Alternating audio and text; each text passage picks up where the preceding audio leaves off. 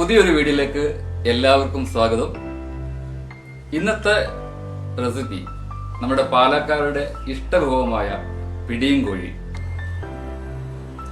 അപ്പോൾ നമ്മുടെ പിടിക്ക് വേണ്ട മാവ് റെഡി ആയിട്ടുണ്ട്. നമുക്ക് പുട്ടിൻ്റെയൊക്കെ മാവുണ്ടല്ലോ, പുട്ടിൻ്റെയൊക്കെ മാവ്, അതിൻ്റെ കൂടെ ഒരു 1/3 റവയും കൂടെ ചേർക്കുന്നത് നല്ലതാണ്.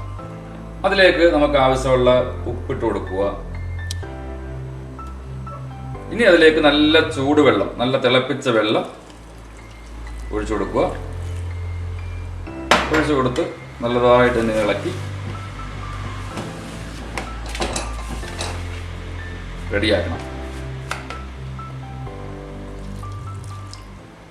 അതിനോടൊപ്പം തന്നെ നമ്മൾ തിരികിയ തേങ്ങയും കൂടെ ടേസ്റ്റിന് വേണ്ടിയിട്ട് കൊടുക്കാം.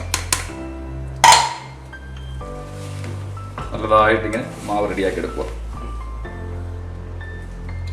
ഇനി നമ്മൾ മാവിലേക്ക് കുറച്ച് ജീരകം ഇട്ട് കൊടുക്കുക. അതിനുശേഷം നല്ലതായിട്ട് കുഴച്ചെടുക്കണം. നല്ലതായിട്ട് കുഴച്ചെടുക്കുക.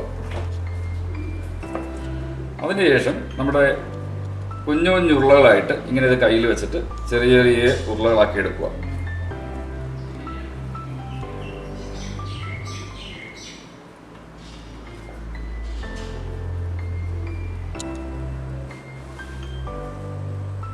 അപ്പോൾ പിടിയെല്ലാം നമ്മൾ ഇങ്ങനെ ബോൾസ് ആക്കി വെച്ചിട്ടുണ്ട്. നല്ലതായിട്ട് വെള്ളം തിളച്ച് കിടപ്പുണ്ട്. അതിലേക്ക് നമ്മളിത് ഇട്ട് കൊടുക്കുക.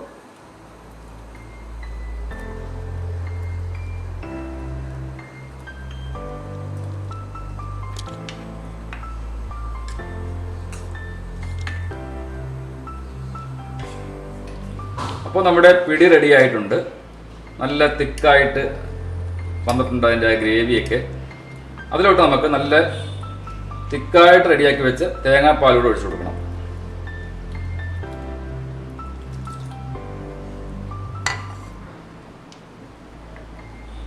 തേങ്ങാപ്പാലൂടെ ഒഴിച്ചു കൊടുത്തിട്ട് നമുക്ക് വാങ്ങാം. അപ്പോൾ നമുക്ക് പിടിക്ക് വേണ്ടിയുള്ള ചിക്കൻ റെഡിയാക്കണം. പിടിയും കോഴിയും എന്നല്ലേ പറയുന്നത്. അപ്പോൾ നമുക്ക് കോഴി റെഡിയാക്കാം. എണ്ണ ഒഴിച്ചു കൊടുത്തു. എണ്ണ ചൂടാകുമ്പോഴത്തേക്ക് നമുക്ക് ഇഞ്ചി ഇട്ട് കൊടുക്കണം.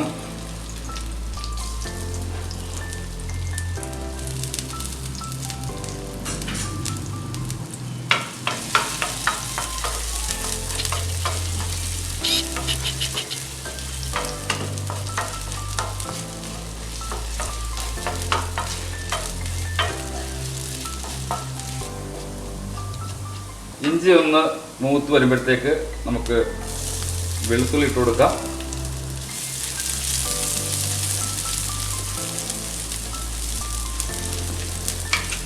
വെളുത്തുള്ളി ഒന്ന് മൂത്ത് വരുമ്പോഴത്തേക്ക് നമ്മൾ അരിഞ്ഞു വെച്ചേക്കുന്ന സവാള ഇട്ട് കൊടുക്കാം.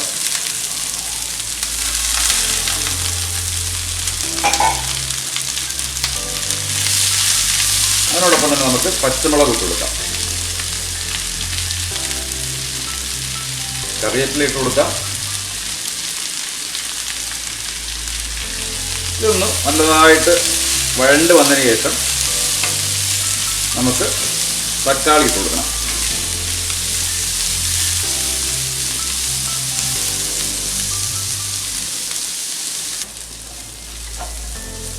ഉള്ളി അങ്ങനെ ഏകദേശം വഴണ്ട് വരുന്നുണ്ട്. നമുക്കതിലേക്ക് കട്ട് ചെയ്ത് വെച്ച തക്കാളി ഇട്ട് കൊടുക്കാം. ഒരു തക്കാളി മതിയാവും.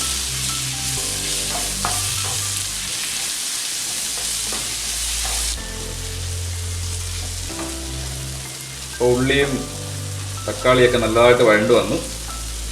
ഇതിലേക്ക് നമുക്ക് ആവശ്യമുള്ള പൊടി ഇട്ട് കൊടുക്കാം. നമുക്കൊരു 1.5 സ്പൂണ് മല്ലിപ്പൊടി, ഒരു 2 സ്പൂണ് മുളക് പൊടി, ഒരു 1/4 ടീസ്പൂൺ മഞ്ഞൾപ്പൊടി, ഒരു 1/2 ടീസ്പൂൺ പെരിഞ്ജീരകം, ഒരു 1/4 ടീസ്പൂൺ ഇറച്ചി മസാല. അത് നമ്മളിവിടെ പൊടിക്കുന്നതാണ്. പട്ടയും ഗ്രാമ്പൂവും ഒരു ഏലക്കയും തക്കോലമൊക്കെ വെച്ചിട്ട് ഒരു ഇറച്ചി മസാല ചെയ്തിട്ടുണ്ട്. അത് ഇട്ട് കൊടുത്തു. ഇനി നമുക്ക് ഒരു 1/4 ടീസ്പൂൺ കുരുമുളക് ഇട്ട് കൊടുക്കുക. കുരുമുളകിൻ്റെ ഫ്ലേവർ ഇഷ്ടം ഉള്ളവർ അത് കുറച്ച് കൂടുതൽ 1/2 ടീസ്പൂൺ വരെ ഇട്ട് കൊടുക്കാം. എന്നിട്ട് ആ പൊടിയുടെ ഒരു പച്ച മണം മാറുന്നതിന് വേണ്ടി നല്ലതായിട്ട് ഇളകി കൊടുക്കുക. നല്ലതായിട്ട് ഇളക്കി നമ്മുടെ ഈ ഉള്ളിയിൽ, വഴണ്ട ഉള്ളിയിൽ അത് പിടിച്ച് നന്നായിട്ട് അതിൻ്റെ ആ ഒരു പച്ച മണമൊക്കെ മാറി കിട്ടണം. എന്നാൽ മാത്രമേ നമ്മുടെ കോഴിക്കറിക്ക് നല്ല സ്വാദ് കാണത്തുള്ളൂ. അതുപോലെ നിറവും കിട്ടും. ഈ മുളക് പൊടിയൊക്കെ നല്ലതായിട്ടൊന്ന് മൂത്ത് വരുമ്പോഴത്തേക്ക് നമ്മുടെ കോഴിക്കറിക്ക് നല്ല നിറവും കിട്ടും.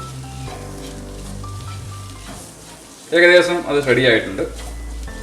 ഇനി നമുക്ക് ഇതിലേക്ക് കഴുകി വെച്ചേക്കുന്ന ചെറിയതായിട്ട് കട്ട് ചെയ്ത് ചിക്കൻ പീസും കൂടി ഇട്ട് കൊടുത്താൽ മതി.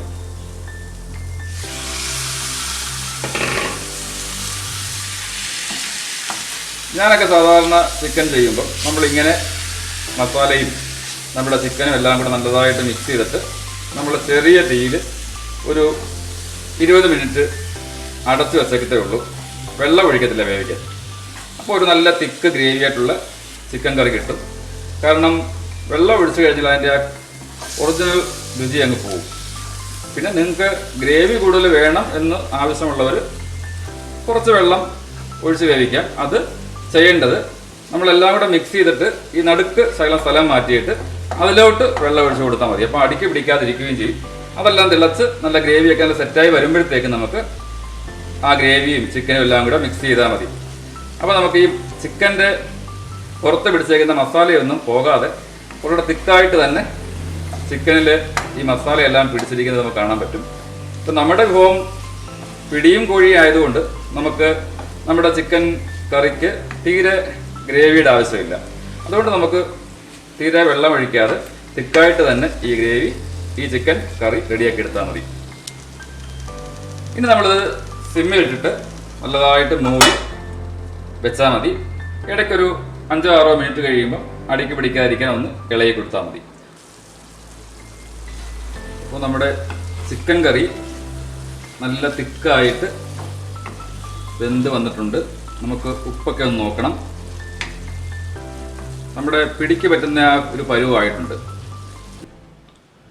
നമ്മുടെ പിടി അടിപൊളിയായിട്ട് റെഡിയായിട്ടുണ്ട്. Correct thickness.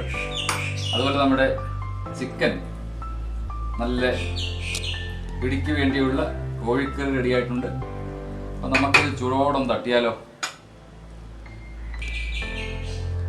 അപ്പോൾ പിടി ഇങ്ങനെ അങ്ങോട്ട് എടുത്ത് നമ്മളൊരു പ്ലേറ്റിലോട്ട് ഇങ്ങനെ സെറ്റ് ചെയ്യണം.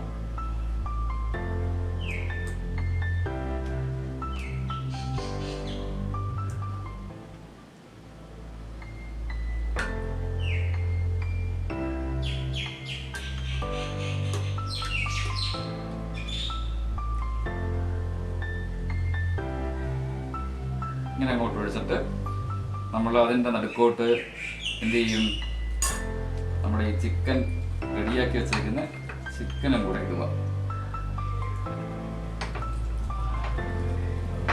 നമ്മുടെ കോഴിക്കറിയും കൂടെ ഇങ്ങനെ ഇട്ട് കൊടുത്തിട്ട് നല്ല ചൂടോടെ തട്ടിയാൽ ഇതിൽ പരം വേറെ ടേസ്റ്റ് ഒന്നുമില്ല.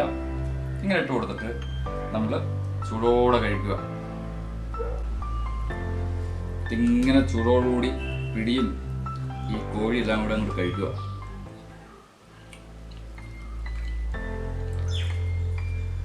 അങ്ങനെ പിടിയും കോഴിയും കഴിഞ്ഞു.